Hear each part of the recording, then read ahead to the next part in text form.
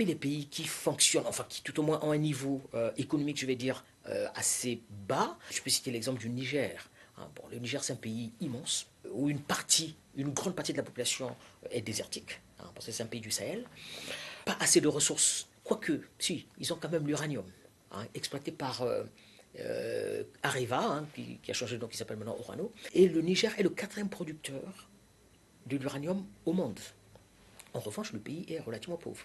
C'est-à-dire en fait, l'un des indicateurs pour mesurer la richesse d'un pays, c'est vrai que c'est le PIB, mais le PIB en lui-même, il n'est pas assez parlant. Souvent, on le ramène par habitant. Hein. Donc on divise le PIB par le nombre d'habitants. Et là, par exemple, pour le Niger, il a 550 dollars. Ben, c'est pas beaucoup. Comparé, par exemple, au Ghana, où il est à 2200 dollars. Donc voilà, c'est pratiquement le quart. Bon, le Niger a une population à peu près de 23 millions d'habitants. Alors, c'est un pays qui n'a pas de ressources. Le taux d'électrification est très faible. Eh ben, c'est peut-être dans le passé, hein, les politiques économiques menées n'étaient pas les bonnes. Le pays n'arrive pas à trouver une stratégie de développement liée à sa situation géographique déjà, à ses ressources, hein, parce qu'il y a des pays qui n'ont pratiquement rien et qui s'en sortent plutôt très bien.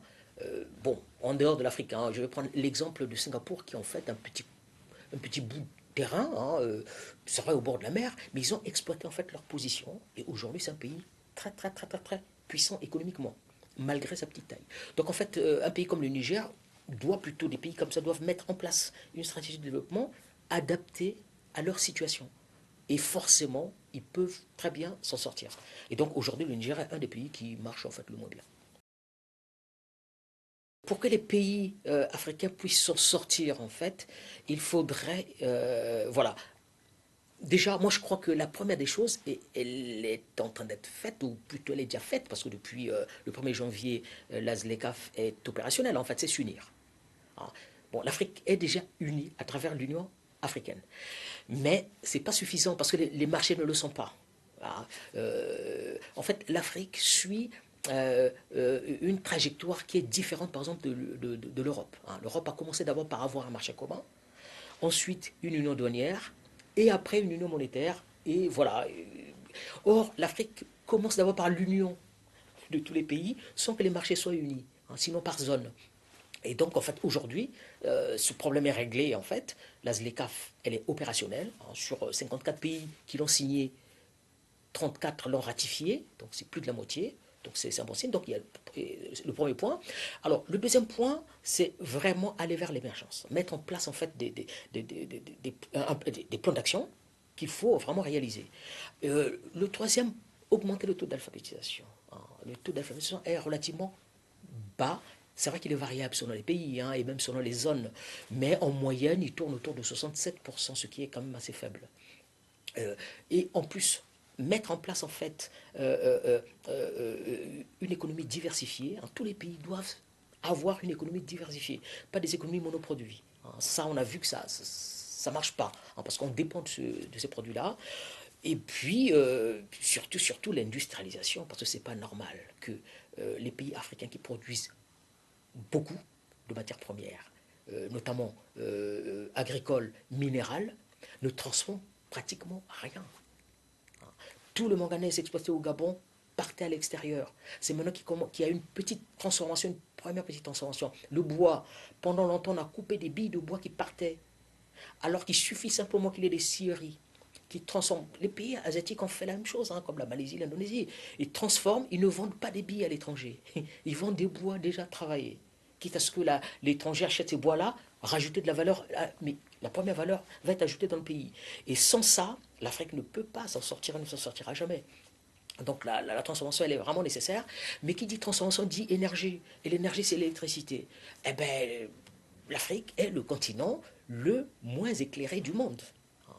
Pratiquement 52% de la population a accès à l'électricité, mais les 48 autres n'ont pas l'électricité. Donc voilà, on peut dire pratiquement 50-50.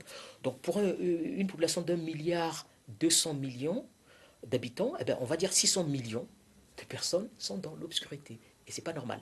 Or, l'électricité, non pas seulement va éclairer les gens, mais va également booster l'économie, parce qu'il y a des activités économiques qui nécessitent. D'ailleurs, la plupart des activités économiques nécessitent l'électricité. Et l'industrialisation est très gourmande en électricité. L'Éthiopie va dans le bon sens parce qu'ils ont construit bon, le barrage est pratiquement fini, hein, il y a des petits réglages qui restent. Un barrage, ça sera le barrage le plus puissant de l'Afrique, avec 6000 mégawatts, l'équivalent à peu près de 6 centrales nucléaires.